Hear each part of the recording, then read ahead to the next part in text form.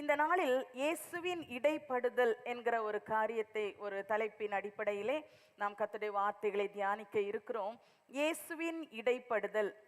இந்த இடைப்படுதல், இயேசுவினுடைய இடைப்படுதலை மகதலேனா மரியாளுடைய வாழ்க்கையிலே இருந்து நாம் அதை சற்று தியானித்து நம்மோடும் கூட தேவனுடைய இடைப்படுதல் உண்டாகும்படியாக நாம் ஜெபிக்க போகிறோம்.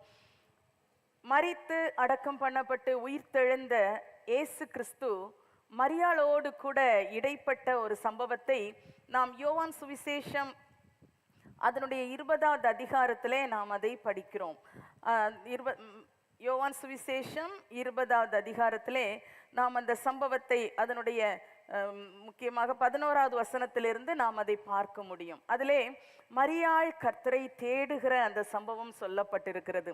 அதற்கு முன்பாக சீஷர்களும் வந்தார்கள், குனிந்து பார்த்தார்கள், ஒன்றுமில்லை என்று அவர்கள் போய்விட்டார்கள். ஆனால் மரியாள் அந்த இடத்தை விட்டு போகாமல் நின்று கொண்டிருந்தாள். அந்த இடத்துல தான் இயேசுவின் இடைப்படுதல் அவளுக்கு கிடைத்தது.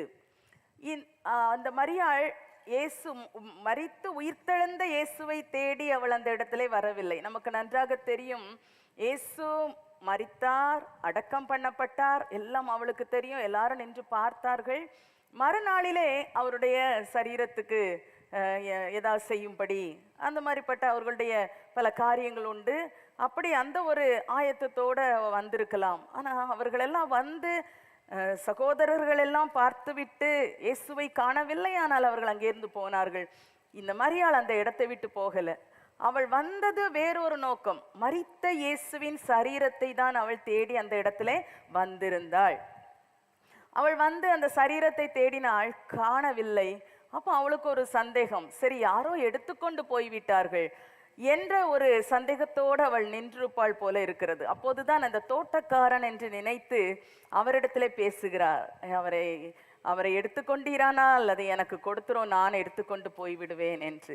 அவளுடைய உள்ளம் மரித்த இயேசுவை தேடுகிற ஒரு நிலையில்தான் இருந்தது. அவள் உயிர்த்தெழுந்ததையெல்லாம் ஏற்கனவே இயேசு சொல்லி இருந்தாலும் அவர்களுக்கு அதெல்லாம் ஒன்றுமே அந்த நேரத்தில் நினைவில் இல்லை. ஒரே நினைவு, இயேசு மரித்தார், அடக்கம் பண்ணப்பட்டார். ஆனால் அவரை விடாமல் இன்னும் தேடுகிற ஒரு எண்ணம் அந்த மரியாளுக்குள்ளே இருந்தது. தேடி வந்தாள். இந்த நாளில் கூட உங்கள் வாழ்க்கையிலே சில மரித்து போன நிலைமையில் இருக்கிற விஷயங்கள் இருக்கலாம்.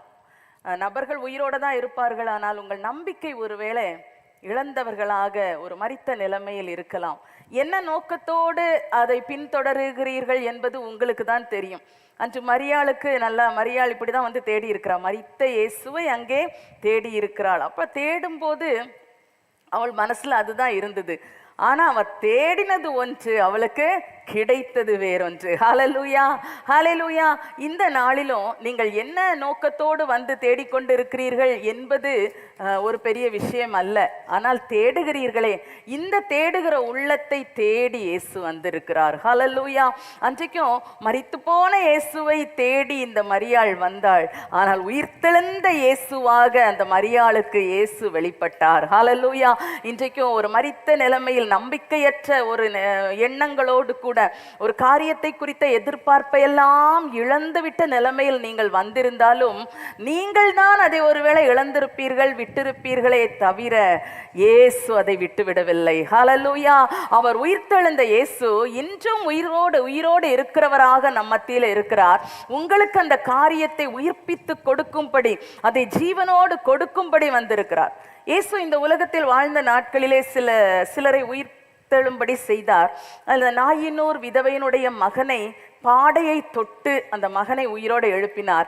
எழுப்பி என்ன பண்ணார், அந்த தாயினிடத்தில் அந்த மகனை ஒப்புவித்தார். யவீருனுடைய மகளையும் அப்படிதான் அவர் ஒப்புவிக்கிறார் அந்த பெற்றோரிடத்தில். அதுபோல உங்கள் வாழ்க்கையிலே மரித்து போயிருக்கிற எந்த நிலைமையில் எந்த விஷயம் இருந்தாலும், ஒருவேளை உங்கள் குடும்பத்தின் நபர்களுடைய ரட்சிப்புக்காக நீங்கள் ஜெபித்து கொண்டே இருக்கிறீர்கள், எத்தனையோ வருஷம் ஆகிவிட்டது.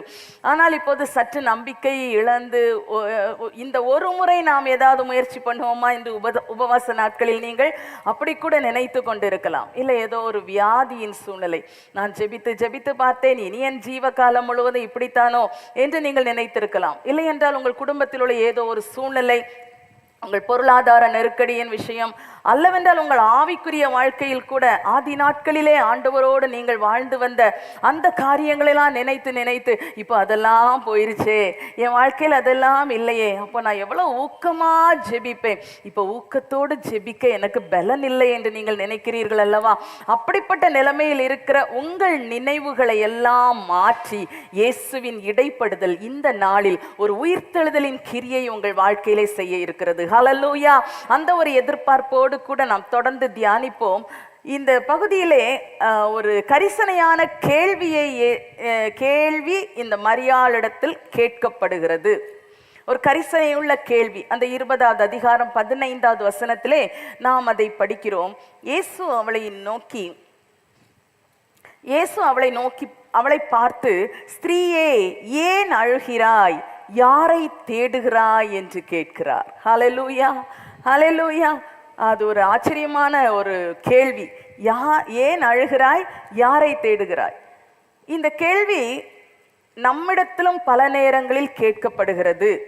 இந்த கேள்வியை கேட்கிறவர்கள் யாரா இருக்கிறார்கள் என்கிறதை நாம் உண்மையாக கவனிக்க வேண்டும். நாம் அழுது கொண்டிருந்தால் சில நேரம் நீங்க நினைக்கலாம், இந்த கேள்வியை கேட்கறதுக்கு என் வீட்டில் யாருமே இல்லை, யாருமே கேட்க மாட்டேங்கிறாங்க, நானே தனியாக உட்கார்ந்து அழுது, நானே கண்ணீரை துடைத்து, நானே முகத்தை கழுவி விட்டு நான் என் வேலையை செஞ்சுக்கிட்டே இருக்கிறேன், வீட்டில் ஆள் இருந்தும் கேட்பதில்லை, சில நேரம் யாரும் இல்லாமல் தனிமையாய் நான் அழுகிறேன், இந்த கேள்வியை கேட்க எனக்கு யாருமே இல்லையேன்னு நினைக்கலாம். ஆனால் இது நான் இந்த பகுதியை சொல்லிவிட நான் இதில் விரும்புகிறேன். சில நேரங்களிலே இப்படி இருக்கும்போது நம்மிடத்தில் இந்த கேள்வியை கேட்பதற்கு சிலர் இருக்கிறார்கள். சிலர் இந்த கேள்வியை கேட்பாங்க, ஏன் அழுறீங்க, ஏன் அழுகிறீர்கள்? இந்த கேள்வியை என்ன நோக்கத்தோடு கேட்கிறார்கள் என்பதை நாம் புரிந்து கொள்ள வேண்டும். நம்ம ரொம்ப முகவாடலா இருக்கும்போது, நீங்க ரொம்ப துக்கமா இருக்கிறீங்களே, ஏன் உங்க முகம் வாடி இருக்கிறது என்று சொல்லி யாராவது கேட்கிறார்கள் என்றால் அதை கேட்கிறவர்கள் யார் என்பதை நாம் முதலாவதாக சரியாக புரிந்து கொள்ள வேண்டும். நம்மிடத்துல நம்ம வீட்டில் உள்ளவர்கள் யாராவது, இல்லை சிலர் வீட்டில் உள்ளவர்களே சில நேரத்தில் என்ன மூஞ்சி உம்முன்னு தூக்கி வச்சிட்டு இருக்கிற, இப்படி ஏதாவது கேள்வியிலே நமக்கு புரியும். இந்த கேட்கிற ஆள்கிட்ட நம்ம சரியான பதிலை சொல்லாமல் இருக்கிறது நமக்கு நல்லதுன்னு தெரியும். என்ன பண்ணிடுவோம், அப்படி கண்ணீர்லாம் தொடச்சிட்டு ஒன்றும் இல்லை அப்படின்ட்டு போயிடுவோம், சொல்ல மாட்டோம் பதில். அப்போ இப்படியும் நமக்கு ஒரு காரியம் தேவையா இருக்கிறது. எல்லா நேரமும் நம்முடைய பதிலை சொல்லிவிட முடியாது, எல்லா உள்ளத்தின் ஆழத்தையும் எல்லாரோடு பகிர்ந்து கொள்ள முடியாது. இதில் நாம் மிக கவனமாக இருக்க வேண்டும். உங்களிடத்துல இந்த கேள்வியை கேட்பது, அது ஆண் ஆனாலும் சரி பெண் ஆனாலும் சரி, அந்த கேள்விக்கு யாருக்கு நான் சரியான பதிலை சொல்ல வேண்டும் என்பது உங்களுக்கு நன்றாக தெரிந்திருக்க வேண்டும். இந்த நாட்களிலே சகோதரிகள் இந்த காரியத்தில் மிக விழிப்போடு காணப்பட வேண்டும். ஏனென்றால் ஒரு சம்பாஷணை ஆரம்பிப்பதற்கான ஒரு நல்ல ஒரு கேள்வி இது. ஒரு பஸ்ஸுக்கு நின்றுட்டு இருக்கும்போது சில நேரம் யாராவது கேட்பாங்க, எந்த பஸ்ஸுக்கு போறீங்க?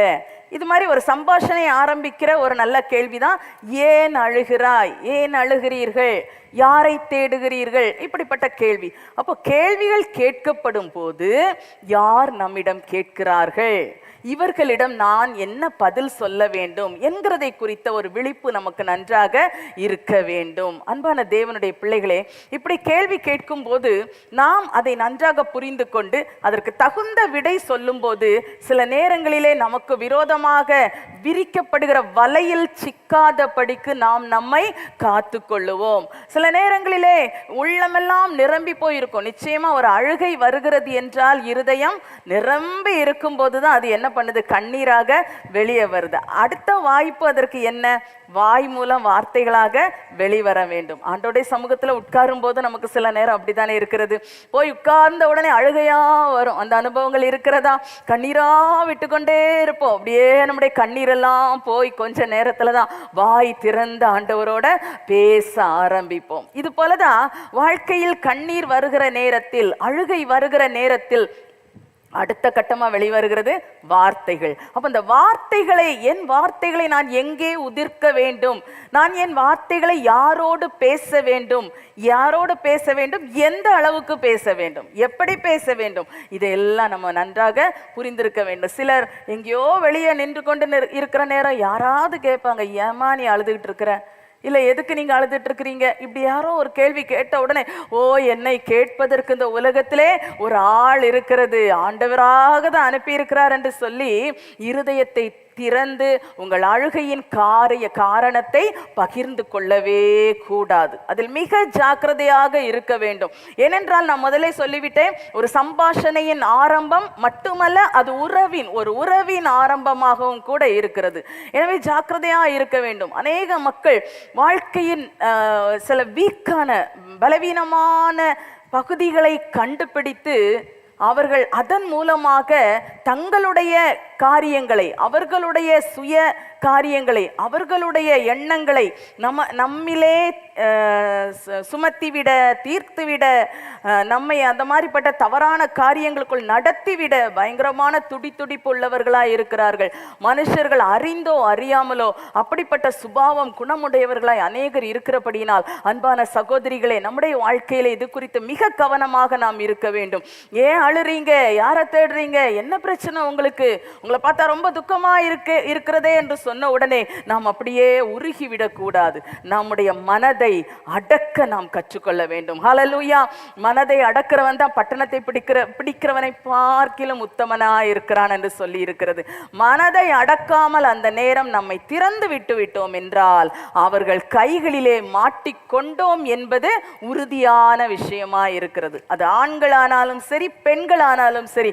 பெண்களிலும் சிலர் அப்படி இருக்கிறார்கள். உங்களுக்கு ரொம்ப தெரிஞ்சவங்க மாதிரி இருப்பாங்க, உங்க மேல அக்கறையா வந்து பேசுகிறது போல இருக்கும். பரிசுத்த ஆவியை பெற்ற தேவ பிள்ளைகளே, நமக்கு நல்ல ஒரு பகுத்த அறிவை தருகிற பரிசுத்த ஆவியானவரை நமக்குள்ளாக தேவன் தந்திருக்கிறார். அந்த ஆவியானவர் சகல சத்தியத்துக்குள்ளும் நம்மை நடத்துகிறவர். இப்படிப்பட்ட தீமைகளை பிரித்து அறிய, பகுத்து அறிய, அந்த உள்ளத்தின் ஆழத்தில் என்ன இருக்கிறது என்பதை அறிந்து கொள்ளக்கூடிய ஒரு சக்தியை, ஒரு பலனை, ஒரு வல்லமையை உங்களுக்குள்ளாக வைத்திருக்கிறார். அதை நீங்க விசுவாசிக்கணும். முதல்ல நான் பரிசுத்தாவி பெற்றிருக்கிறேன், உண்மைதான். நான் நல்லா ஆவிக்குள்ள நிரம்பி ஜெபம் பண்ணுவேன். சபையில வந்து நல்லா அந்நிய பாஷை பேசி ஜெபம் பண்ணுவேன். இவ்வளவுதான் நான் செஞ்சுட்டு இருக்கிறேன் நீங்க நினைச்சீங்கன்னா, இன்னைக்கு ஆண்டவர் சமூகத்துல கேளுங்க, ஆண்டவரே என்னோடு பேச வருகிற நபர்கள், ஒருவேளை ஒரு ஃபோன் காலா இருக்கலாம். அநேக நேரங்களில் ஃபோன் கால்ஸ் இந்த மாதிரி நிறைய பிரச்சனைகளை உருவாக்குகிறது. நீங்கள் கேள்விப்பட்டிருப்பீங்க அப்படின்னு நினைக்கிறேன். நம்ம எத்தனையோ சம்பவங்களை கேட்கிறோம், வாசிக்கிறோம். ஏதோ ஒரு கம்பெனி ஃபோன் மாதிரி இருக்கும், இல்லை யாரோ ஒரு மாதிரி ஏதோ விசாரிப்பது போல. அதுக்கெல்லாம் நமக்கு அறியாதவர்கள், நமக்கு அறிமுகம் இல்லாதவர்கள் அவர்களோடு பேச்சு தொடர்பை வைத்துக் கொள்வதை தவிர்த்து விட வேண்டும். சும்மா என்னதான் பேசுறாங்கன்னு பார்ப்போமே, என்னதான் கேட்கிறான்னு பார்ப்போம், என்னதான் நடக்குதுன்னு பார்ப்போமேன்னு சொன்னீங்கன்னா பல நேரங்களில் நாம் நம்மை இழந்து போய் விடுவோம். பிரியமான சகோதரிகளே, நம்ம ரொம்ப ஜாக்கிரதையாக இந்த விஷயத்தில் இருக்க வேண்டும். அறிமுகம் இல்லாதவர்களோடு கூட சம்பாஷணைகளை தொடங்கவும் கூடாது, தொடரவும் கூடாது. மிக ஜாக்கிரதையாக இருக்க வேண்டும். சுவிசேஷ ஊழியம் செய்கிறோம், கர்த்தருடைய நற்செய்தியை சொல்லுகிறோம், அது வேறு. அப்பவும் நம்ம ஆவியானவர் தான் நம்மை நடத்துகிறார். ஆவியானவர் அவர்களை பார்க்கும்போது சில நபர்களோடு நம்மை பேசும்படி தூண்டுகிறார். நம்ம இயேசுவை தான் சொல்லுகிறோம், நற்செய்தியை தான் அவர்களுக்கு கொடுக்கிறோம். அவர்கள் வாழ்க்கைக்கு நன்மைக்கான காரியங்களை இயேசுவின் நாமத்தினால நம்ம செய்கிறோம், அது விஷயம் வேற. அப்பவும் கூட நம்ம ரொம்ப ஜாக்கிரதையா இருக்கணும். அதுலேயும் கூட மிக ஒரு நல்ல விழிப்பாக நாம் இருக்க வேண்டியது இருக்கிறது. யாருக்கு சொல்லணும், யாருக்கு சொல்லக்கூடாது, அழகாக ஆவியானவர் வழி நடத்துவார். இந்த விஷயத்தில் உங்களிடத்தில் கேட்கிறவர்களுக்கு மாறுத்தரம் சொல்லுவதில் மிகவும் ஜாக்கிரதையாயிருங்கள். ரொம்ப கவலையா இருக்கிறீங்களே, ரொம்ப துக்கமா இருக்கிறீர்களே, ஏன் அழுகிறீர்கள்? மரியாள்கிட்ட கேட்கிறாரு, ஏன் மரியாளே, ஏன் ஸ்திரீயே ஏன் அழுகிறாய், ஸ்திரீயே ஏன் அழுகிறாய், யாரை தேடுகிறாய் என்று கேட்கிறார். அந்த கேள்விக்கு அவள் பதிலளித்த விதத்தை நாம் பார்க்கிறோம். நம்முடைய வாழ்க்கையில மிக ஜாக்கிரதையாக நாம் இருக்க வேண்டும். இந்த கேள்வி எங்கிருந்து கேட்கப்படுகிறது? ஒரு விழிப்பு, ஒரு கவனம் வேண்டும். சில நேரத்துல ஆண்டவர் இந்த கேள்வி இந்த மரியாள்கிட்ட கேட்ட மாதிரி கேட்கிறார். அப்பவும் நம்முடைய உள்ளத்தை சரியாக திறந்து கொடுக்க நாம் ஆயத்தமா இருக்க வேண்டும். அதுபோல அந்த உலகத்திலும் நமக்கு சிலரை கர்த்தர் வைத்திருக்கிறார். உங்களோட நெருக்கமானவர்கள் இருக்கலாம், உங்களுடைய ஊழியர்களாக இருக்கலாம். இவர்களோட நீங்கள் உள்ளம் திறந்து பேசுவீர்கள், உங்களுக்கு காரியங்களை சொல்லுவீங்க. அப்பவும் கூட நீங்க சொல்லும் போது எது வரைக்கும் சொல்லணும் அப்படிங்கிறத கற்றுக்கொள்ளணும். ஆண்டவர் பாதத்துல போகும்போது நம்ம எதை பத்தியும் கவலைப்பட வேண்டிய தேவையே இல்லை. என்னெல்லாம் நினைவு வருகிறது அதையெல்லாம் சொல்லலாம். ஒருவேளை உங்க குடும்பத்துல உங்க புருஷனுக்கும் உங்களுக்குமான சில மன வருத்தங்கள் வந்திருக்கலாம். பெரிய பிரச்சனையும் ஒன்றும் இருக்காது. ஆனால் உங்க மனசுல அது பெரிய விஷயமா தான் இருக்கும். பொதுவாக எப்பவுமே அப்படிதான். சாதாரணமாக போய்கொண்டு இருக்கிற குடும்பத்தில் ஒரு சின்ன மன வருத்தம் வந்துருச்சு அப்படின்னா அது பெரிய துக்கத்தையும் பெரிய பாரத்தையும் வருவித்து விடுகிறது. அப்போ மனசு அப்படி ரொம்ப துக்கமா இருக்கும்போது யாரோ ஒருவர் நமக்கு இப்படி ஒரு கேள்வியை கேட்டா உள்ளம் உடைந்து என்ன ஆகுது? அழுகை வருது. சில நேரம் அழுது கொண்டு இருக்கலாம். அப்போ நம்ம யோசிக்கணும், இதை போய் நான் இவ்வளோ விளக்கமா சொல்லணுமா அப்படின்னு. ஆனா இந்த யோசனையெல்லாம் நமக்கு வராது. அதனால என்ன பண்ணணும் அப்படின்னா, இந்த மாதிரி மனம் பாரம் வந்தவுடன், மனதுக்குள்ள ஒரு வருத்தம் வந்தவுடன், ஒரு அழுகை வந்தவுடன் எந்த மனுஷரோடும் பேசவே கூடாது. இந்த காரியத்தை பற்றி சும்மா பேசலாம், ஏன்னா வீட்டுக்குள்ள பேசாம முடியாது. காலையில சின்ன கசம்சா வந்துருது, வீட்டுக்குள்ள சின்ன வார்த்தை பரிமாற்றங்கள்ல வருத்தங்கள் பாரங்கள் வந்து விடுகிறது. உடனே எல்லாம் பேசாம இருந்துட முடியுமா? இல்ல, அந்த பிஸி டைம் முடிகிறது வரைக்கும் பிள்ளைகள்கிட்ட பேசணும், புருஷன்கிட்ட பேசணும், வீட்டுல பெரியவங்க இருந்து அவங்களோட பேச வேண்டிய விஷயங்கள் உண்டு, இதெல்லாம் பேசணும். ஆனா எதை மட்டும் பேசக்கூடாது? எதுல வருத்தம் வந்ததோ அதுக்கு மட்டும் விளக்கம் கொடுக்கவோ நியாயம் கேட்கவோ எதையுமே சொல்லக்கூடாது. அப்படி ஒன்னே நடக்காதது போலதான் இருந்துக்கிடணும். மனதுல ஆண்டவர் இடத்துல வச்சு ஸ்தோத்திரம் பண்ணிக்கிட்டே, அடுத்தது எப்போ நமக்கு ஒரு ஃப்ரீ டைம், எல்லாம் போயிடுவாங்க சில நேரம், இல்லை இந்த வேலைகள் கொஞ்சம் ஒதுங்கி இருக்கிற அந்த நேரத்தில் ஆண்டோடைய சமூகத்தில் ஆலயத்தில் வந்தாலும் சரி, இல்லை வீட்டில் ஒரு நல்ல ஒதுக்கமான இடத்துல உட்கார்ந்து ஆண்டோடைய சமூகத்தில் அடுத்து கண்டினியூ பண்ண ஆரம்பிக்கணும். அழுகையா, ஏக்கமா, வார்த்தைகளா, எல்லாவற்றையும் அவருடைய சமூகத்தில் சொல்லணும். நீங்கள் இதை மட்டும் முதல்ல செய்து பாருங்க. அடுத்தது இன்னும் ஒரு நபரை நம்முடைய துக்கங்களை ஷேர் பண்ண, நம்முடைய கவலையை சொல்ல நாம் தேடவே மாட்டோம். நியாயத்தை, எனக்காக இதை சொல்லுங்க, நீங்க சொல்லுங்க, இது நியாயமா நியாயம் இல்லையான்னு, நான் செஞ்சது சரியான நீங்க சொல்லுங்க. சில நேரம் கேட்போம்ல யார்ட்டையாவது, நான் இப்படியெல்லாம் பேசினேன், நான் பேசுனது சரியான நீ சொல்லு, தப்புனா நீ சொல்லு, நான் திருந்திக்கிறேன்னு சொல்லுவோம். அதுக்கெல்லாம் முன்னாடி நீங்க அப்படி மனுஷர்கிட்ட போய் கேட்க வேண்டாம். அதெல்லாம் ஒதுக்கி வச்சு ஆண்டவர் சமூகத்துல வாயை திறக்கணும், மனசை திறக்கணும். ஹல்லேலூயா. இதை செய்ய ஆரம்பிச்சிட்டோம்னா எவ்வளவுதான் வீட்டுக்குள்ள பிரச்சனைகள் வரட்டும், எவ்வளவு சூழ்நிலைகள் வித்தியாசங்கள் வரட்டும், மனுஷரை நம்ம தேடவே மாட்டோம். முதல்ல ஆண்டவருடைய சமூகத்தை தான் இதற்காக தேட ஆரம்பிப்போம். இன்னைக்கு அதுதான் வேண்டும் பிரியமானவர்களே. கர்த்தரிடத்திலே உள்ளத்தை திறக்க வேண்டும், கர்த்தரிடத்திலே வாயை திறக்கணும். ஆண்டவர் சமூகத்துல வந்து கம்முன்னு உட்கார்ந்து இருந்துட்டு வெளியே போய் வாயை திறந்தா நம்முடைய மதிப்பே கெட்டு போய்விடும். கர்த்தர் வருத்தப்படுவார். நீ ஏன் பாதத்துல வந்து இருந்த, ஆலயத்துல வந்து உட்கார்ந்து இருந்த, என்ன நீ என்கிட்ட பேசுன? என்கிட்ட ஒண்ணுமே பேசல, ஆனா கூட்டம் முடிஞ்சோடனே வாய் திறந்து எல்லார்ட்டையும் பேச ஆரம்பிச்சிட்டியே. இப்போ உனக்கு தூக்கமும் வரல, களைப்பும் இல்லை, பலவீனமும் இல்லை, எதுவும் இல்லை. ஆனா நீ ஏன் சமூகத்துல இருக்கும்போது அமைதியா உட்கார்ந்துட்டு இருந்தியே. இந்த ஜெப நேரங்கள்ல எத்தனை பேர் வாய் திறந்து ஜெபம் பண்ணீங்க? எத்தனை பேர் உற்சாகமா ஜெபித்தீங்க? எத்தனை பேர் பாரத்தோடு ஜெபித்தீங்க? உங்களை நீங்களே யோசிச்சு பாருங்க, பார்க்கலாம். ஆனா மனுஷரிடத்துல நம்ம எவ்வளவு கிளியரா பேசுறோம், எவ்வளோ வாய் திறந்து பேசுகிறோம். நீ முடிச்சப்புறம் பார்த்தா தெரியும், இல்லை வீட்டில் போய் பார்த்தா தெரியும். நாம் இதில் எல்லாம் கவனமாக இருக்க வேண்டும். மனுஷரிடத்தில் பேசுவதை பார்க்கிலும் கர்த்தரிடத்துல பேசணும். சாதா ஒரு மனுஷன்ட்டு நான் எவ்வளோ சத்தமாக பேசுகிறோமா இல்லையா? உண்மைதானே? யோசிக்கிறீங்க எல்லாரும். ஆமாம், நான் பேசுகிறேன். ஆனால் ஆலயத்தில் வந்து அந்த அளவுக்கு நீங்கள் பேசலையே. அதே சத்தத்தில் ஆலயத்தில் வந்து பேசியிருந்தீங்கன்னா இந்த ஜெப வேலை எப்படி இருக்கும்?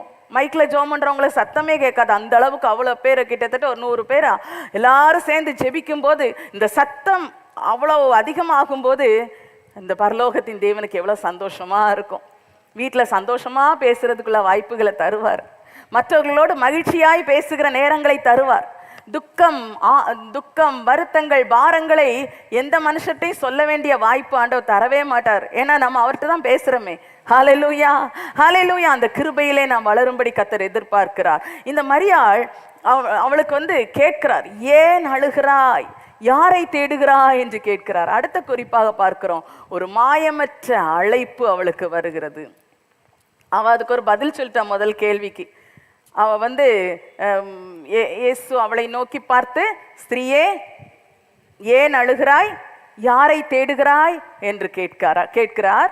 அவள் அவரை தோட்டக்காரன் என்று எண்ணி, ஐயா நீர் அவரை எடுத்துக்கொண்டு போனதுண்டானால் அவரை வைத்த இடத்தை எனக்கு சொல்லும், நான் போய் அவரை எடுத்துக்கொள்ளுவேன் என்றாள்.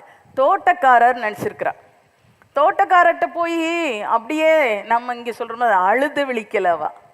ஐயோ ஏசு செத்து போனாரு, அப்புறம் அப்படியே அடக்கம் பண்ணணும், எல்லாம் முடிச்சு போனோம், இப்ப பார்த்தா அவரை காணலையே, ஏசு இல்லையே, ஏசு இல்லையே, அப்படி புலம்பல.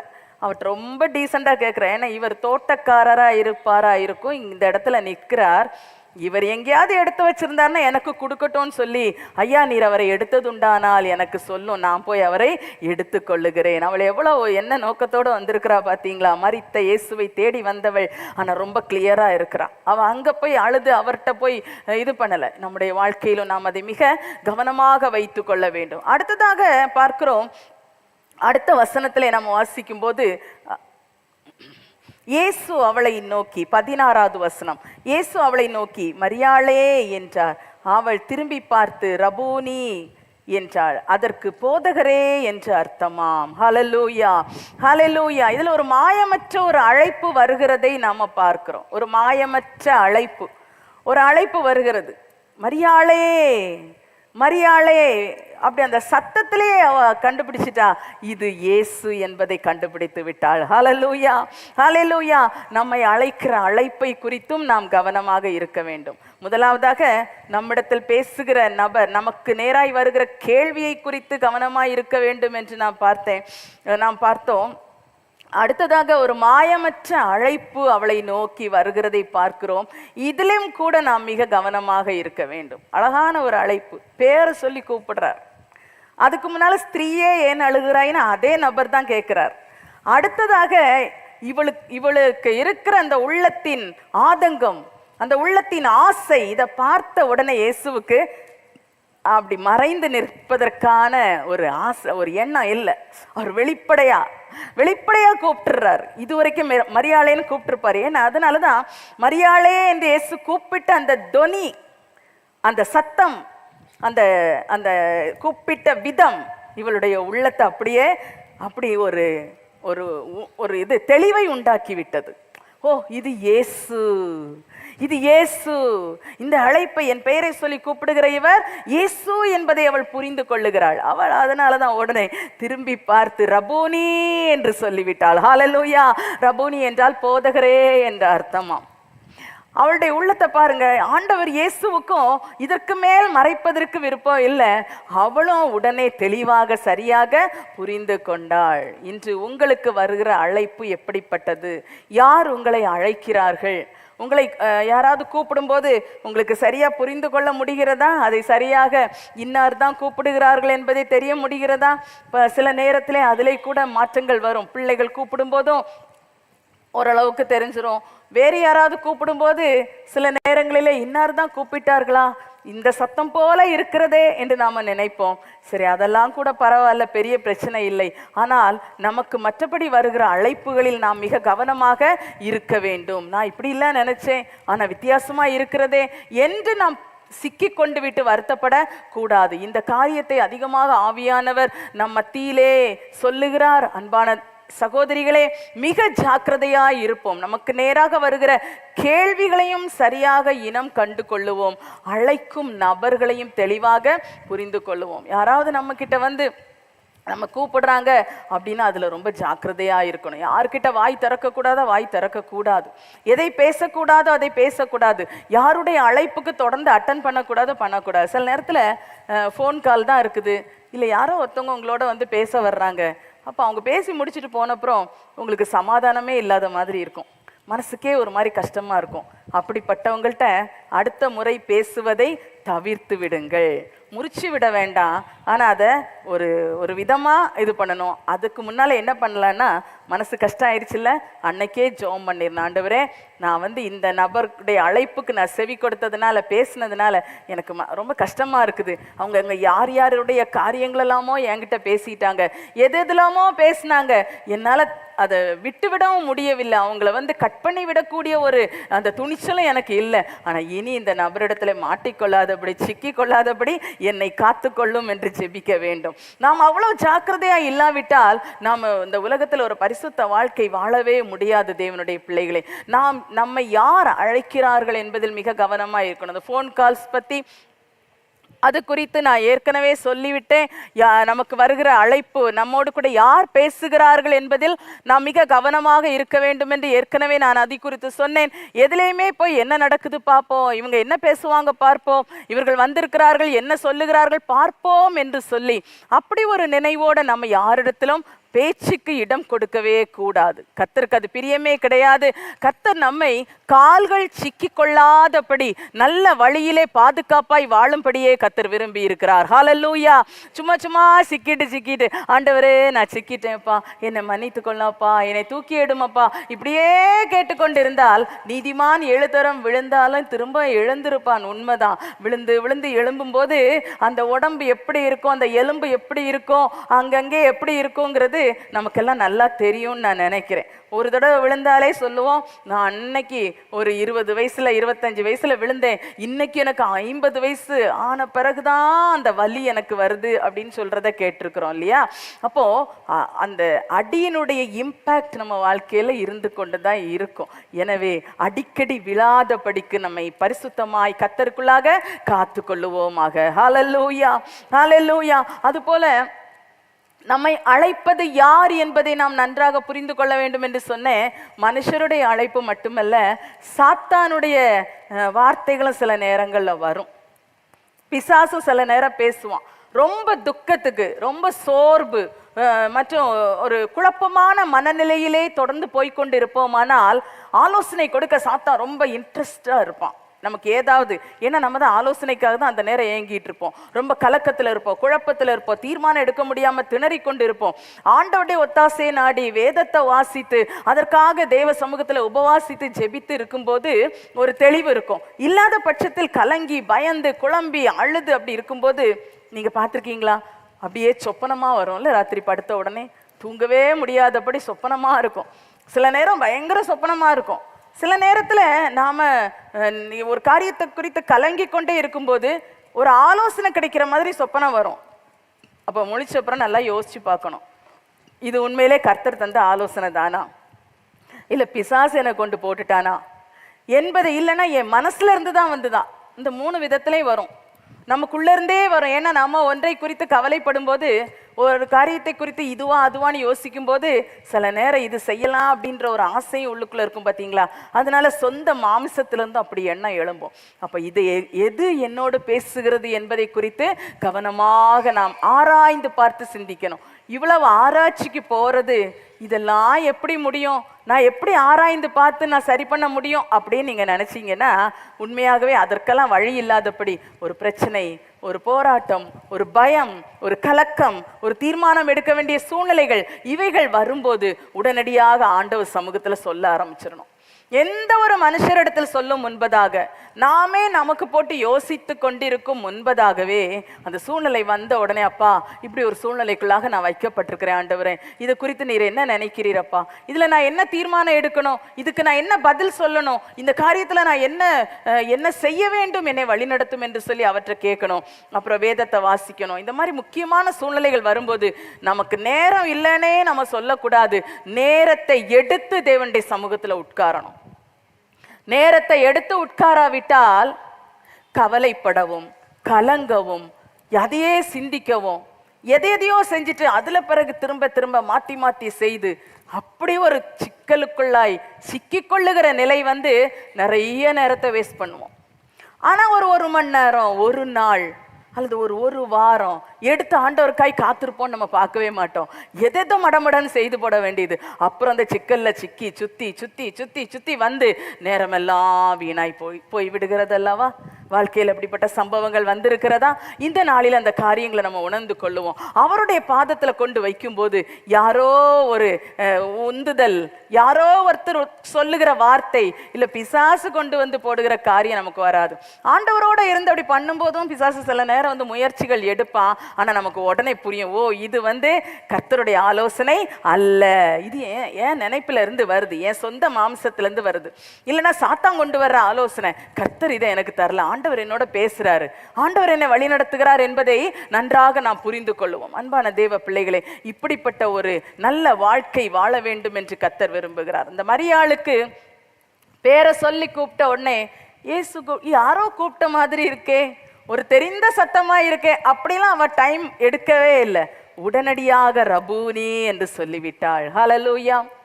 நாம படிக்கிறோம் சாமுவேலுடைய வாழ்க்கையிலே, அவனுடைய அந்த சின்ன வயதின் பிராயத்துல ஆண்டவர் சாமுவேலை அழைக்கிறார், பேரை சொல்லி கூப்பிடுகிறார். சாமுவேலே சாமுவேலே என்று கூப்பிடுகிறார். ஆனா சாமுவேலுக்கு தெரியல, ஏலி தான் என்ன கூப்பிடுறாரு போல இருக்குன்ட்டு போய் அவர்கிட்ட போய், ஐயா என்ன கூப்பிட்டீரா அப்படின்னு கேட்குறான். அவர் சொல்றார், நான் உன்னை கூப்பிடலையே, நீ போய் படுத்துக்கோ. அப்புறம் 2வது சொல்லும்போது அவருக்கு புரிஞ்சிருச்சு. அதுக்கு பிற்பாடும் ஆண்டவர் 3வது முறை கூப்பிடுமா வந்து கேட்கிறார். பிறகு அவர் சொன்னப்புறம் கூப்பிட்ட இவருக்கு புரிந்து போய்விட்டது ஏலிக்கு. கர்த்தாவே சொல்லும், அடியேன் கேட்கிறேன்னு நீ சொல்லு அப்படின்னு. இப்போ 4வது முறை கர்த்தர் கூப்பிடும்போது இவர் சரியாக சொல்லிவிட்டான்.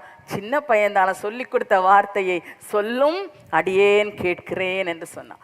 ஆனா சாமுவேல் வந்து நீண்ட நாட்கள் தீர்க்கதரிசியாக, தேவ மனுஷனாக, ஒரு நல்ல நியாயாதிபதியாக, ஜனத்தை ஆளுகிறவராக இருந்தாலும் அவர் இருக்கும்போது அவர் எப்பவும் போய் இப்படி கேட்டுட்டு இருக்கல. அந்த ஒரு நாளில் அந்த ஒரு சம்பவம் நடந்தது. அதுக்கப்புறம் கர்த்தருடைய சத்தத்தை அவர் தெளிவாக புரிந்து கொண்டார். உங்க வாழ்க்கையிலேயே ஆண்டவர் பேசி இருக்கிறாரா உங்களோட? ஆரம்ப காலகட்டத்துல கர்த்தர் தான் பேசுகிறார் என்பதை புரிந்து கொள்ளாமல் இருக்கலாம். ஆனால் நீங்கள் கர்த்தருடைய வார்த்தைகள் பிரசங்கத்தின் மூலமாக நீங்க வேதம் வாசிக்கும் போது, பல ஆலோசனைகளை கேட்கும் போது உங்களுக்கு தெரியும், ஓ அன்னைக்கு அப்ப ஆண்டவர் தான் என்னோட இந்த வார்த்தையை பேசி இருக்கிறார் என்று நீங்க நினைப்பீங்க. ஆனா கிறிஸ்தவ வாழ்க்கையிலே, ஆவிக்குரிய வாழ்க்கையிலே காலங்கள் செல்லும் போது இன்னும் ஆண்டவர் பேசினாரா, சாத்தான் பேசினானா, இல்ல நான் தான் நினைக்கிறேனா, இது மனுஷ வார்த்தையா அப்படின்னு என்னைக்கும் நீங்க அப்படியே யோசிச்சுட்டு இருக்க வேண்டிய தேவையில்லை. சாமுவேலுக்கு அந்த கர்த்தருடைய வார்த்தைகள் எத்தனையோ முறை கர்த்தர் அவரோட பேசுறார். அப்போல்லாம் சரியா அவர் கர்த்தரோட கூட பேசி அந்த வார்த்தைகளை பெற்றுக்கொள்ளுகிறார். இதுதான் நல்ல ஒரு கிறிஸ்தவ ஜீவியம், ஆவிக்குரிய வாழ்க்கை. இதை தான் கர்த்தர் நம்மிடத்தில் எதிர்பார்க்கிறார். என்னைக்கும் அந்த குழந்தை பிள்ளையை போல, இல்ல அந்த சாமுவேலின் ஆரம்ப கட்ட வாழ்க்கையை போல நாம இருக்கக்கூடாது. கர்த்தர் உங்களோட பேசுகிறதை நீங்கள் கேட்கிறீர்களா? இதுவரை ஆண்டவர் உங்களோட பேசியிருக்கிறாரா என்று சொல்லுவதை விட பேசினதை கேட்டிருக்கீங்களா? ஏன்னா கர்த்தர் நம்மோட பேசிக்கொண்டே தான் இருக்கிறார். அவருடைய வார்த்தைகள் நமக்கு வந்து கொண்டே தான் இருக்கிறது. ஆனா அது நம்முடைய காதில் கேட்கிறதா என்பதுதான் முக்கியமான விஷயம். பல நேரங்களிலே மனுஷ வார்த்தைகள் நமக்கு நல்லா கேட்கும், மனுஷர்களுடைய வார்த்தைகள் நல்லா கேட்கும். பிசாசு கதவை தட்டுறான், பிசாசு நடக்கிற சத்தம் கேட்குது, பிசாசு அங்க போகுது, இந்த சத்தமெல்லாம் நல்லா கேட்குது. ஆனா கர்த்தர் பேசுகிறது கேட்டு இருக்கிறதா? கர்த்தர் இன்னைக்கு ஆசையோட கேட்கிறார், நான் உன்னை எத்தனையோ முறை பேசுறேன் மகளே, என் வார்த்தையை நீ கேட்டிருக்கிறியா? என் வார்த்தையின்படி நீ நடக்கலையே, இந்த வார்த்தைக்கு நீ இன்னும் செவி கொடுக்கலையே. எத்தனையோ முறை நான் உன்னை சேர்த்து கொள்ள மனதா இருந்தேன், எத்தனையோ முறை உன்னை அழைத்து கொண்டே இருக்கிறேன் இந்த விஷயத்துக்காக. ஆனா நீ உன் செவியை எனக்கு கொடுக்கலையே, நான் பேசுறது உனக்கு கேட்கவே இல்லையே. அப்படின்னா பேசுறது கேட்கலன்னா என்ன பண்ணணும்? நான் இதுக்கு முன்னாடியே ஒரு தடவை சொல்லியிருக்கிறேன்னு நினைக்கிறேன். பேசுறது கேட்கணும்னா நம்மை சுற்றி இருக்கிறதுல என்ன இருக்கணும்? ஒரு அமைதல் இருக்க வேண்டும். சத்தம் கேட்டுக்கிட்டே இருக்கும்போது ஒருவர் அழைப்பது நமக்கு காதுல விழாது. ஐயோ கூப்பிட்டீங்களா, எனக்கு கேட்கலையேன்னு சொல்லுவோம். இதே போலதான் இன்னைக்கு கர்த்தரிடத்துல சொல்லிட்டு இருக்கிற, ஆண்டவரே எனக்கு கூப்பிட்டீங்களா, எனக்கு கேட்கவே இல்லையா ஆண்டவரே, உங்க சத்தமே எனக்கு கேட்கலையேன்னு சொல்றோம். ஆனா கர்த்தர் விரும்புகிறார். அன்றைக்கு அந்த மரியாள் அந்த கல்லறை தோட்டத்திலே அவ போய் தேடுகிறாள். தேடிக்கொண்டிருந்த அவளுக்கு மரியாளே என்று அழைத்த சத்தம் துல்லியமாக இது இயேசுதான் என்பது காதில் விழுந்தது. ஹல்லேலூயா. இன்னைக்கும் கூட இனி ஆசையோட கேளுங்கப்பா, இந்த மரியாளை கூப்பிட்டீரே ஆண்டவரே, அது போல என்னையே நீங்க கூப்பிடுங்க ஆண்டவரே, நான் ஆசையா இருக்கிறேன் ஆண்டவரே. உண்மையா நீங்க கூப்பிட்டா எனக்கு கேட்கும்ப்பா. நான் இந்த உலக கவலைகள், உலக எண்ணங்கள் எல்லாம் விட்டுட்டு நான் உங்களை அதிகமா தேடுவேன் ஆண்டவரே. அன்னைக்கு அந்த மரியாளுக்கு வேலை இல்லாம இருந்ததா? நிச்சயம் வேலை இருந்திருக்கும். சரி இயேசுதான் போயிட்டாரே, எல்லாம் முடிஞ்சதுன்னு அவள் வீட்டில் இருந்திருக்கலாம். ஆனால் இருக்கல. அவளோட வந்த சகோதரர்கள் எல்லாம் இயேசுவை காணவில்லை என்று போன பிற்பாடும் அவள் அங்கே சுற்றி தேடிக்கொண்டிருக்கிறாள். ஹல்லேலூயா. இயேசுவை தேடுகிற உள்ளத்துக்கு தான் இயேசு தென்படுவார். நீங்க தேடினால் உங்களுக்கு தென்படுவார். நீங்கள் அவரை ஆசையோடு தேடினால் அவர் உங்களை பெயர் சொல்லி அழைப்பார். ஹல்லேலூயா, ஹல்லேலூயா. கர்த்தர் அந்த கிருபைகளை உங்களுக்கு தரும்படி ஆசையோடு இருக்கிறார். ஆமென், ஹல்லேலூயா. கண்ணீரோடு மரியாள் போல அவரை தேடுவோம், கர்த்தர் இயேசு நமக்கு இன்று காட்சி தருவார். கண்ணீரோடு மரியாள் போல அவரை தேடுவோம், கர்த்தர் இயேசு நமக்கு இன்று காட்சி தருவார். கனிவோடு பேசொல்லி அழைத்திடுவார், கனிவோடு பேசொல்லி அழைத்திடுவார். கலக்கம் நீங்கி காலமெல்லாம் சாட்சி பகர்வோம், கலக்கம் நீங்கி காலமெல்லாம் சாட்சி பகருவோம். ஹல்லேலூயா, ஹல்லேலூயா.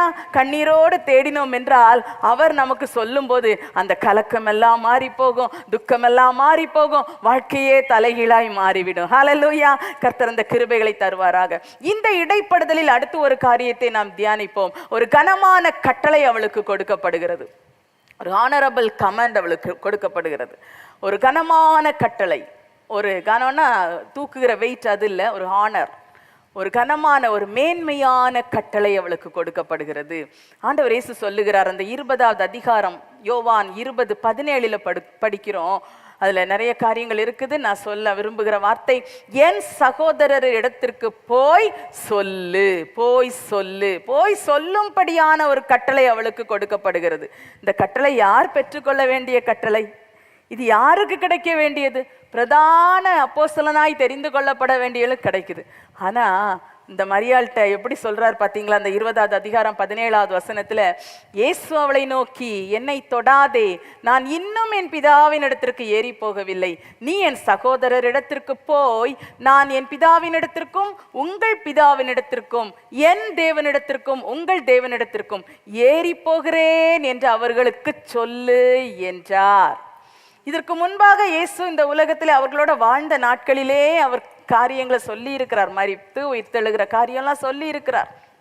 நான் பிதாவின் இடத்துல போவேன், அங்கே போய் ஒரு வாசஸ்தலத்தை ஆயத்தம் பண்ணுவேன், மறுபடியும் வந்து உங்களை என்னிடத்துல சேர்த்து கொள்வேன் என்றெல்லாம் சொல்லி இருக்கிறார். ஆனா அதெல்லாம் இவர்களுக்கு இந்த துக்கத்தின் நிலைமையில மறந்து போய்விட்டது. அதை குறித்த ஒரு எண்ணம் இல்லை. அப்ப மறுபடி அவர் சொல்ல விரும்புகிற, நினைப்பூட்ட விரும்புகிற ஒரு காரியத்தை இந்த மரியாளிடத்துக்கு, இந்த ஸ்திரீயின் இடத்தில் சொல்லுகிறார். ஹல்லேலூயா. இதுதான் ரொம்ப ஒரு பிரியமான வார்த்தை. பிரதான அப்போஸ்தலனாக மாறப்போகிறவர், தெரிந்தெடுக்கப்பட்டவர், அவர் வந்து பார்த்துவிட்டு அவங்கெல்லாம் கிளம்பி போயாச்சு.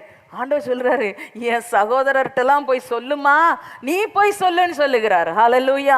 அன்பான சகோதரிகளே, நமக்கு எவ்வளவு பெரிய பாக்கியம். உயிர்த்தெழுந்த இயேசு கிறிஸ்து மரியாளுக்கு தரிசனமாகி முதல் அவளுக்கு தான் தரிசனமானார் என்று சொல்லப்பட்டிருக்கிறது. முதல் தரிசனமானார். தரிசனமானவர் அவளுக்கு ஒரு பெரிய பொறுப்பு, ஒரு பெரிய வேலையை கொடுக்கிறார், ஒரு கட்டளையை கொடுக்கிறார். நீ போய் சொல்லு, நீ போய் சொல்லு. இன்னைக்கு கர்த்தரை குறித்து சொல்லுவதற்கு எத்தனை பேருக்கு வாஞ்சை இருக்குது? முதல்ல நம்ம கிட்ட தான் அவர் சொல்லி இருக்கிறார். ஹல்லேலூயா. நாம தான் போய் சொல்லணும். போய் சொல்ல வேண்டிய வேலையை கொடுத்திருக்கிறார். பொய் சொல்ல வேண்டிய வேலை இல்லை, போய் சொல்ல வேண்டிய வேலை. ஹல்லேலூயா. நம்ம போகணும், நம்ம சொல்லணும். நம்ம எங்கேயோ தூர யாத்திரை போகணும் அப்படின்னு அவசியம் இல்லை. வெளியே இறங்கினாலே, இன்னைக்கு வெளியே இறங்காமலே நற்செய்தி சொல்லுவதற்கான எத்தனையோ வாய்ப்புகள் இருக்கிறது.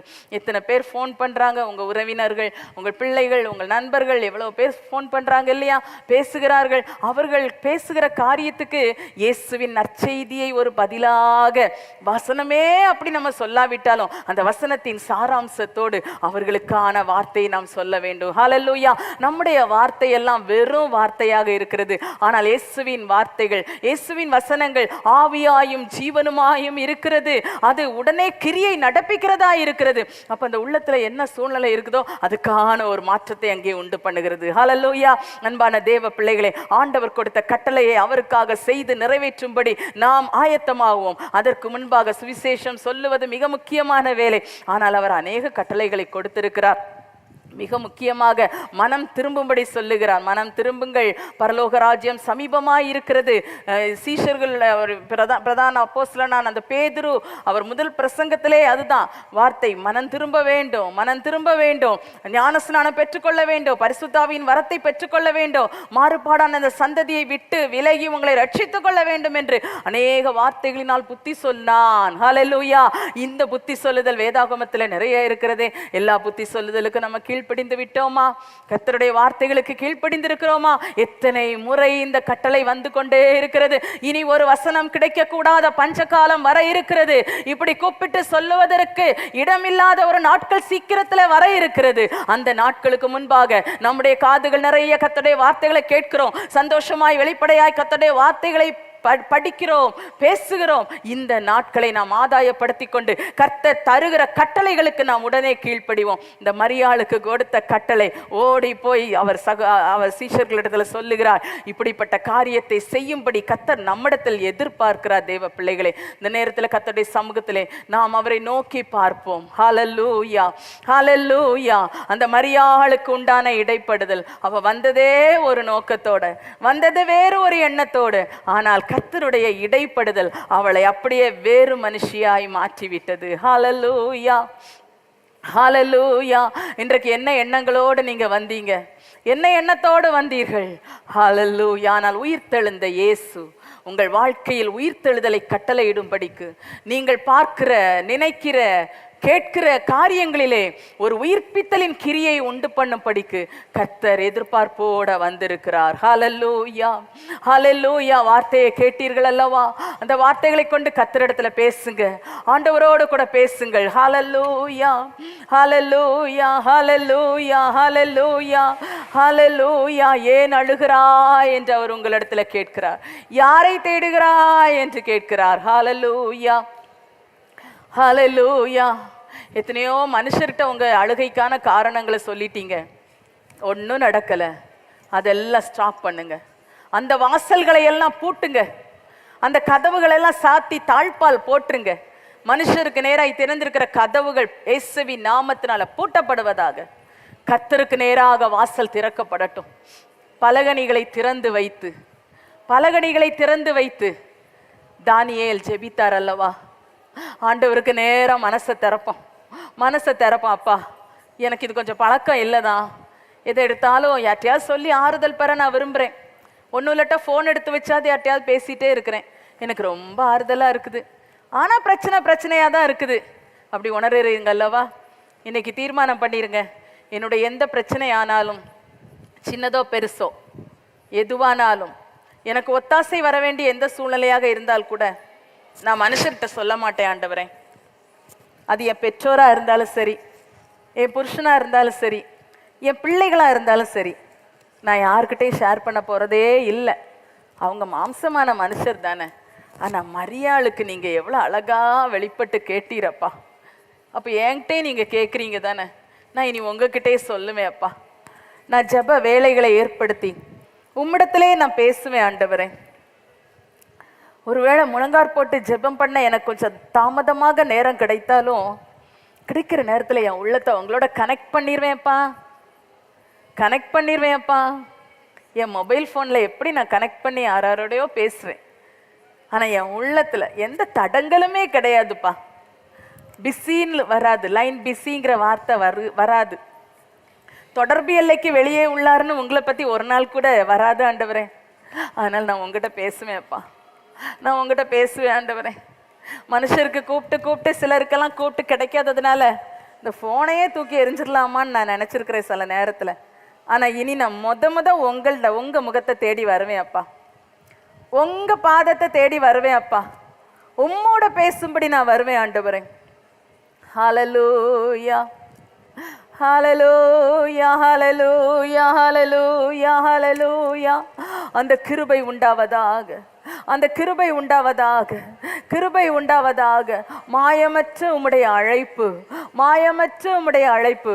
சில நேரம் பிரசங்கத்தில் எனக்கு வார்த்தை வந்தா கூட நான் அதை பெருசா எடுத்துக்கிறது இல்லை. என்ன மன்னியும் ஆண்டவரே. அவசரமா வேதாகமத்தை வாசிச்சு விட்டு ஓட்டமா யார்கிட்டயோ பேச ஓடிடுறேன். எதையோ நான் செய்கிறேன் ஆண்டவரே. உங்க உண்மையான நிலைமை ஆண்டவர் சமூகத்துல திறந்து வைங்க. அந்த மரியாளை போல உத்தமமாய் உம்மை பின்பற்ற எனக்கு பலன் தாரும் ஆண்டவரே. எனக்கு கிருபை தாரும் ஆண்டவரே, கிருபை தாரும் ஆண்டவரே. மனம் திறந்து ஆண்டவரோட பேசுவோம், வார்த்தைகளை சொல்லி பேசுவோம், வார்த்தைகளை சொல்லும் போதுதான் இன்னும் மனசு திறந்து நம்ம காரியத்துல சரியா தீர்மானங்கள் எடுக்க முடியும். ஹல்லேலூயா, ஹல்லேலூயா, ஹல்லேலூயா. இயேசுவோடு போதுமான நேரத்தை செலவு பண்ணுங்க. அவர்தான் அதற்கு உரியவர், அவர்தான் அதற்கு உரியவர். அவசரமா தனி ஜெபம் பண்ணி, அவசரமா வேதத்தை வாசித்து, அவசரமா குடும்ப ஜெபம் பண்ணி, அவசர அவசரமா பாதி கூட்டத்துல சபையில வந்து உட்கார்ந்து எல்லாமே வாழ்க்கையில அறக்குறை, அவசர அவசரம் அவசர அவசரம். ஓ, அப்ப வாழ்க்கையில ஆசீர்வாதமும் அவசர அவசரமா வந்து போயிரும். அது இல்லை ஆண்டவரே, அது இல்லப்பா. ஒரு நிலையான ஆசீர்வதிக்கப்பட்ட ஒரு வாழ்வை நான் விரும்புகிறேன் ஆண்டவரே. ஆலயத்துல இருக்கும்போது ஆவிக்குள்ள உற்சாகமா இருக்கிற மாதிரி இருக்கும். வார்த்தைகளை கேட்கும் போது இனி எனக்கு பெரிய விடுதலை தான், இனி நான் நல்லா ஜெபிப்பேன், இனி நான் நல்ல ஆண்டவருக்குள்ள வளருவேன், அப்படிலாம் ஆசையோட இருந்துட்டு போவேன். ஆனா பாதி தூரம் போகிறதுக்குள்ள எல்லாமே மாறி போச்சுன்னு நினைக்கிறீங்கல்ல, எல்லாம் காணாம போயிடுதுல்ல.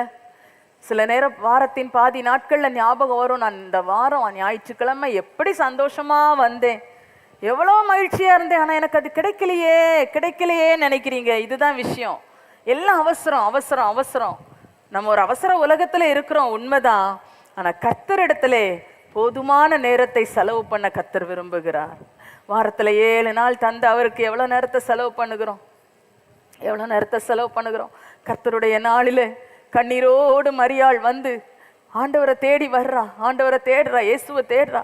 அவன் மரித்து விட்டார் என்றுதான், அடக்கம் பண்ணப்பட்டார், அவ்வளவுதான் வந்தா. ஆனா கர்த்தர் அவளுக்கு உயிர்த்தெழுந்தவராக காட்சி கொடுத்தார். உயிர்த்தெழுந்த கர்த்தரை நீங்க சந்திக்க ஆசைப்படுறீங்களா, விரும்புறீங்களா? உங்க வாழ்க்கையில இயேசு ஏதோ ஒரு இடத்துல இருக்கிறவராக அல்ல, அப்படியே இருந்துட்டு இருக்கிறவராக அல்ல. உங்க வாழ்க்கையின் எல்லையெங்கும் அவர் உலாவும்படி விரும்புகிறார். ஹல்லேலூயா. உங்க குடும்பத்துக்குள்ள உலாவி வரும்படி விரும்புகிறார். உலாவி வரும்படி எல்லாம் அவர் தெரிந்து கொள்ள விரும்புகிறார். அதுதான் முக்கியம். எல்லாவற்றிலும் பங்கெடுக்கும்படி விரும்புகிறார். இயேசு இந்த வீட்டின் தலைவர், மறைவான விருந்தினர் என்று எழுதி வைத்திருக்கிறோம் ஒரு போர்டு. அவர் அப்படி இருக்க விரும்பவில்லை. அவர் வீட்டு எஜமானனாக, அவர் வீட்டு உரிமையாளராக, வீட்டுக்கு தலைவராக இருந்தே செயல்பட விரும்புகிறார். Oh Lord, hallelujah, hallelujah. அவருக்கு எங்க இடம் கொடுத்திருக்கீங்க? ஆண்டவர் இயேசுக்கு எங்கெல்லாம் இடம் கொடுத்திருக்கிறீங்க? மரியாள் அவர் அப்படி கல்லறைக்குள்ளதான் அவன் மனதுல வைத்திருந்தா, அந்த எண்ணத்தோடு தான் போனா. இன்னைக்கு நீங்க எங்க வச்சிருக்கிறீங்க இயேசுவை? சில விஷயங்கள்ல இனி இதெல்லாம் நடக்காதுன்னு நினைச்சீங்கன்னா அவரை மரித்த இயேசுவா தான் நம்ம வச்சிருக்கிறோம்னு அர்த்தம். அவர் உயிர்த்தெழுந்தவராக உங்க வாழ்க்கையில அதிகாரமுடையவராய் செயல்பட விரும்புகிறார். மரித்தேன் ஆனாலும் இதோ சதா காலங்களிலும் உயிரோடு இருக்கிறேன் என்று சொன்னாரே, உயிரோடு இருக்கிறவராக, என்றென்றும் ஜீவித்திருக்கிறவராக உங்க வாழ்க்கையில செயல்பட விரும்புகிறார். ஹல்லேலூயா, ஹல்லேலூயா. சில நேரத்துல அவரை மறைச்சு ஏதாவது செய்யலான்னு விரும்புகிறீங்களா? இந்த ஒரு காரியத்தை போன்ல வேகமா நான் பேசிடணும், அதை யாரும் பாத்திரக்கூடாதுன்னு நினைக்கிறீங்க பாருங்க. இயேசுவை மறைச்சு செய்றீங்க. அவரை மரித்தவராய் வைக்க விரும்புகிறீர்கள். அவர் அப்படி உங்கள் வாழ்க்கையில் இருக்க விரும்பவில்லை. மரியாளே என்று அழைத்தது போல உங்களை அழைக்க விரும்புகிறார். ஹல்லேலூயா, ஹல்லேலூயா, ஹல்லேலூயா, ஹல்லேலூயா, ஹல்லேலூயா. அவருக்கு திறந்தவர்களாயிருங்க. அவருக்கு உங்க வாழ்க்கை முழுவதும் எக்ஸ்போஸ் பண்ணுங்க. மறைக்க வேண்டாம், மறைக்க வேண்டாம், மறைக்க வேண்டாம். இயேசுவுக்கு எதையுமே மறைக்க வேண்டாம். அவர்கிட்ட சொல்லுங்க. ஏன்னா அவருக்கு தான் எல்லாம் தெரியுமே, அவருக்கு தான் எல்லாம் தெரியுமே. அவர் அறியாதது ஒன்றும் இல்லை இல்லையா? ஏன் நம்ம மறைக்கிறோம்? அவர்கிட்ட பேசுவோம். மனுஷர்கிட்ட சொல்ல வேண்டாம். நீங்க பேசுறத மனுஷர் கேட்க வேண்டாம். ஆனா இயேசுகிட்ட சொல்லுங்க. இப்ப வாய் திறந்து சொல்லுவீங்களா? ஏசப்பா, என் வாழ்க்கையில உள்ள எல்லாத்தையும் நான் உங்களுக்கு சொல்லுவேன் ஆண்டவரே, நான் உம்மிடத்துல சொல்லுவேன் ஆண்டவரே, நீர் அதற்கு உரியவர் அப்பா, நீ ரகசியத்தை காப்பவர். நான் சொன்னதப்ப எங்கேயும் தூச்சி தெரிய மாட்டீரப்பா. என் பாவத்தை, என் குறைவை, என் அக்கிரமத்தை, என் மீறுதலை, என் தவறான நினைவை கூட நான் சொன்னேன்னா நீங்க அதை வச்சு என்ன தப்பா நினைக்கவே மாட்டீங்கப்பா. எனக்கு கழுவுவீர் ஆண்டவரே, உங்க ரத்தத்தினால சுத்தமாக்குவீரப்பா. என் குறைவுகளை நீர் மாற்றுவீரப்பா, என் குறைகளை நீ நிறைவாக்குவீர் ஆண்டவரே. அந்த தேவன் அப்பா, நான் உம்மிடத்துல மறைக்காமல் ஒளிக்காமல் என்னை திறந்து உம்மிடத்துல தருகிறேன் அப்பா, என்ன உம்மிடத்துல திறந்து தருகிறேன் அப்பா. சிலரை குறித்து உங்க உள்ளத்துல தவறான ஒரு வெறுப்பான எண்ணங்கள் இருக்கும்போது அவர்களை நேரடியாய் பார்த்தால் அப்படி ஒரு சிரிப்போ சிரிச்சுட்டு பிரைஸ் லார்ட் சிஸ்டர்னு சொல்லிட்டு அந்த பக்கமா போயிருவீங்க. உங்கள் முகத்தை பார்க்கும் அவர்களுக்கு உங்கள் உள்ளத்தில் இருக்கிற கோபமோ வருத்தமோ எரிச்சலோ ஒருவேளை தெரியாம இருக்கலாம். ஆனா ஏசப்பாவுக்கு எல்லாம் தெரியும். ஏசப்பாக்கு எல்லாம் தெரியும். வேஷங்களை எல்லாம் அவர் அறிந்திருக்கிறார்.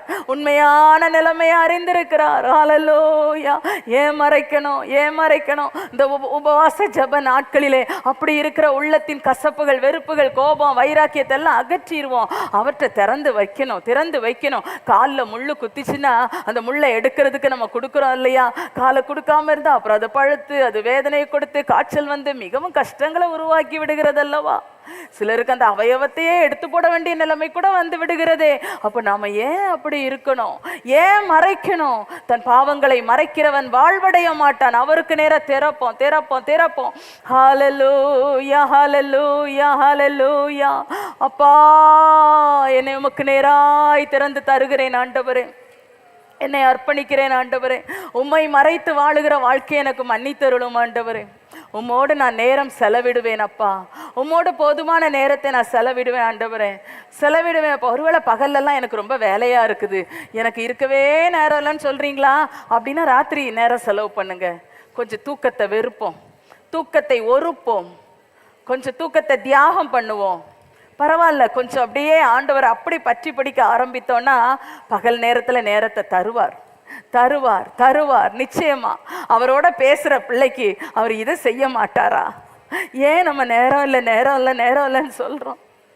ஓ ஷபபர பலக்கமோரியாந்தலனமா நீ மலரந்தலர போரியால பரபதி பலபக்கமோரியாந்தலர போதிரிபி ஷபர போதிரிபி கபல பரபா. உம்மோடு நேரம் செலவிட அர்ப்பணிக்கிறேன் ஆண்டவர். எல்லாரும் வாய்களை திறந்து இந்த வார்த்தையை ஆண்டவர்கிட்ட சொல்லுவோம். உம்மோடு நான் நேரம் செலவிடுவேன் அப்பா, உமக்காக நான் நேரம் செலவிடுவேன் ஆண்டவரே. உம்மை அழைக்கும்படி, உம்மோடு பேசும்படி என்னை அர்ப்பணிக்கிறேன் அப்பா, என்னை அர்ப்பணிக்கிறேன் அப்பா. அந்த மரியாளை போல உண்மையான மனதோடு நான் உம்மை தேடுவேன் ஆண்டவரே, தேடுவேன் ஆண்டவரே, உம்மை தேடுவேன் அப்பா. உயிர்த்த இயேசுவாக என் வாழ்க்கையில உயிர்த்தெழுந்தவராக நீர் உலா வர வேண்டுமே. என்னில் ராஜாவாக நீர் ஆளுகை செய்ய வேண்டும் அப்பா. நீர் என் ராஜா, நீர் என் ராஜா, நீர் என் ராஜா. லபராதனமோ ஷமலரந்தலரமோரியாந்தலரபா தீபலபௌரியாந்தலரபா ரிபலபௌரியாந்தலரபோ ஷரபௌரியாலபரபா. ஜீவிக்கிறவரே, என்றென்றும் ஜீவித்திருக்கிறவரே, என் வாழ்வில் ராஜாவாக அரசாளுகிறவரே, என்ற வாழ்வில் ராஜாவாக அரசாளுகிறவரே. ஆமே, நீர் எனக்கு உரியவர், நீர் எனக்கு உரியவர். நீர் என் ரகசியங்களை எல்லாம் அறிந்தவர். நான் உம்மோடு என் ரகசியங்கள் எல்லாம் பேசுவேன்ப்பா. உங்களுக்கு தெரிஞ்சும்னு எனக்கு தெரியும், இருந்தாலும் நான் பேசுவேன்ப்பா. நான் நேரம் செலவு பண்ணி பேசுவேன் ஆண்டவரே. உங்களோட நான் நேரம் செலவு பண்ணி பேசுவேன் அப்பா, பேசுவேன்ப்பா. ஆனா என்ன நீங்க பேச சொல்லி கூப்பிடுங்கப்பா. என்னோடு கூட பேசுவோம் ஆண்டவரே. உங்க காரியங்களை எனக்கு வெளிப்படுத்தி தாரும். உங்க கட்டளையை மரியாளுக்கு கொடுத்த மாதிரி எனக்கு கட்டளை தாங்கப்பா. எனக்கு வார்த்தைகளை தாரும் ஆண்டவரே, தாரும் ஆண்டவரே. நீ மலராதனமோ ஷமரந்தலரபோ ரிபிலாரியாதனமோ ரியாந்தலரபா க்ளோரியாலராதனமோ ஷரபோரியாலபலபரபா ரிகலராதனமோ ரியாந்தலனமோ ஷிரபோரியாலபரபா ரிபராதனமோ ரியாந்தலரபா க்ளோரியாலராதனமோ ரியாந்தலரா ஷிரபோரியாலபலபா. பேசுகிறவரே, உம் பிள்ளைகளோடு பேசுவீராக, உம் ஜனத்தோடு பேசுவீராக, உம் மகளோடு பேசுவீராக, பேசுவீராக. ரிகலராதன மோரியா ஹேகன ஹதுனாஷியா ரிலராதன மோரியாந்தலர மோரியாந்தலர ஷரபோரியா ரிபா பாபா பர பல பர மோரியா கனரந்தில ரௌத்ரி பிஷ பர போதிரிபி ரிகலராதர மோரியா தரபோ ஷபர பதர மோரியா லரதன மோரியாந்தலர மோரியா பல பர போதிரிபி கபல பரபா. பேசுகிறவரே, பேசுகிறவரே, வார்த்தைகளினால் நிறைக்கிறவரே, உம் வசனத்தினால் நிறைக்கிறவரே, உம் வார்த்தையை அனுப்புகிறவரே, வார்த்தையை அனுப்புகிறவரே. நீர் பேசுகிறவர், பேசுகிறவர், பேசுகிறவர். மரியாளோடு பேசினவர், எங்களோடு பேசுகிறவர் அப்பா, எங்களோடு பேசுகிறவர், பிரத்யட்சமாய் பேசுகிறவர் அப்பா. ஓ தேங்க்யூ லார்ட். இந்த உபவாச நாட்களில் அந்த அனுபவங்களே எங்களிலே தாரும் அப்பா. அந்த வாஞ்சைகளினால் நாங்கள் நிறைந்து உம்மை கேட்கிறோம் அப்பா. ரிகலரா தரபோரியான் தலரபோரியால பலபரபோதிரி விஷபரபோரியால பரபா ரிபலபரியான் தலரபோதிரி பிக்கபரபதனமோ ஷரபோரியால பரபா. நிறைவாக்குவீராக, நிறைவாக்குவீராக. உம்முடைய வார்த்தைகள் எங்களில் வந்து விட்டால், உம்முடைய சத்தத்தை நாங்கள் கேட்டுவிட்டால், நீர் எங்களை பெயர் சொல்லி அழைப்பதை நாங்கள் கேட்டால் எங்கள் உள்ளமெல்லாம் எவ்வளவு சந்தோஷம் ஆண்டவரே. அதற்காக வாஞ்சியோடு இருக்கிறோம். நீர் எங்களோடு கூட தொடர்ந்து பேச வேண்டும் அப்பா. பிரத்யட்சமாய் நாங்கள் கேட்க வேண்டும். சீக்கிரமாய் நீர் வரப்போகிறீரே, நாங்கள் உம்மை முகமுகமாய் காணுகிற நாட்களுக்கு முன்பாக இப்போது நீர் எங்களோடு பிரத்யட்சமாய் பேசும் ஆண்டவரே. எங்களுக்கு சொப்பனங்கள் மூலம் பேசும், தரிசனங்கள் மூலம் பேசும், உங்க வசனத்தை வாசிக்கும் போது பேசும், பிரசங்கங்கள் மூலம் பேசும் அப்பா, ஆலோசனைகள் மூலம் பேசும், பாடல்கள் மூலம் பேசும் ஆண்டவரே. எப்படியாவது பேச வேண்டும் அப்பா, பேச வேண்டும் அப்பா. உம்முடைய சத்தத்துக்கு செவி கொடுத்து உம்மை அண்டிக் கொள்ள எங்களை நடத்துவீராக, நடத்துவீராக, நடத்துவீராக, நடத்துவீராக. ஆமென், ஆமென், ஆமென். நாம் கரங்களை தட்டி கர்த்தரை மகிமைப்படுத்துவோம். தீபா கபரா கதன ஷகர துரா பகபரா பதன மோரியான் தலரா தின மோரியான் தலரபா ரபா பபா பரா பல கபரா போ தினி மிலா ரியான் தலரா ஷரா மோரியால பரபா ரிபி ரிபி ரிபி ரிபி கபல பரபா. ஆமென். உம்மோடு செலவிடும் ஒவ்வொரு நிமிடமும் வீணாக போகாதையா, என்னை பலவானாய் மாற்றுவையா. உம்மோடு செலவிடும் ஒவ்வொரு நிமிடமும் வீணாக போகாதையா, என்னை பலவானாய் மாற்றுவையா. உண்மையாகவே ஆண்டவரோடு செலவிடுகிற ஒவ்வொரு நேரமும் நம்மை பலவானாய் மாற்றும், பலவானாய் மாற்றும். அநேகருடைய வாழ்க்கையில கர்த்தர் அந்த அனுபவத்தை தந்திருக்கிறார். ஒருவேளை ஒரு சிலர் இதுவரைக்கும் நீங்க அதை ருசிக்காமல் இருந்தால் இன்றைக்கு கர்த்தர் அந்த கிருபைகளை உங்களுக்கு தருகிறார். இன்றைக்கு அந்த பலனை தருகிறார், அந்த வாஞ்சியை தருகிறார். ஜெபம் பண்ணி முடித்தா ரொம்ப டயர்டா ஃபீல் பண்றேன்னு நினைக்கிறீங்களா? அப்ப நம்ம ஏதோ சில மிஸ்டேக் பண்ணி இருக்கிறோம். கர்த்தரோட பேசிட்டு எழும்புனா எவ்வளவு சந்தோஷமாக அல்லவா இருக்க வேண்டும். ஆமென், ஆமென். இந்த நாளில் அந்த ஜெபத்திலே ஒரு மாற்றத்தை தருவாராக. உயிர்த்தெழுந்த இயேசு தம்மோடு பேசுகிற அனுபவத்தில் உங்களுக்கு ஒரு புதிய ஒரு ஆசீர்வாதத்தை தந்தருளுவாராக. ஆமென், ஆமென், ஆமென். எங்கள் பரிசுத்தமுள்ள நல்ல தகப்பனே, தர்மையான பகல் வேளைக்காய் ஸ்தோத்திரம். உம்மை நாங்கள் சேர்ந்து ஆராதித்து மகிமைப்படுத்தி சில காரியங்களுக்காக விண்ணப்பித்து உம்முடைய வார்த்தைகளை கேட்கும் பாக்கியத்தை எங்களுக்கு தந்தீர். அதற்காய் ஸ்தோத்திரம் ஆண்டவரே. மரியாளுடன் இடைப்பட்டவர் எங்களோடு இடைப்பட்டிருக்கிறீரப்பா. இந்த இடைப்படுதல் தொடர்ந்து இருக்க வேண்டும் ஆண்டவரே, தொடர்ந்து இருக்க வேண்டும். இதற்கு விரோதமாய் இயேசுவோடு உள்ள நல்ல ஐக்கியத்துக்கு விரோதமாய் கிரியை செய்ய நினைக்கிற சாத்தானுடைய எல்லா கிரியைகள், பொல்லாத ஆவியின் கிரியைகள் முற்றிலுமாய் விலகி போவதாக. இந்த உபவாச ஜெப நாட்களிலே ஒரு பெரிய விடுதலை இந்த விஷயத்திலே உண்டாகி இயேசுவோடு அதிகமாய் பேச, இயேசுவோடு அதிகமாய் நேரம் செலவு பண்ண எல்லாருக்கும் கிருபை தாரும். இயேசு பேசுகிறதை தெளிவாய் புரிந்து கொள்ள ஒவ்வொருவருக்கும் உம்முடைய கிருபை தாரும். உம்முடைய கட்டளைகளை ஏற்றுக்கொண்டு உமக்காய் செயல்பட ஒவ்வொருவருக்கும் பலன் தாரும் அப்பா.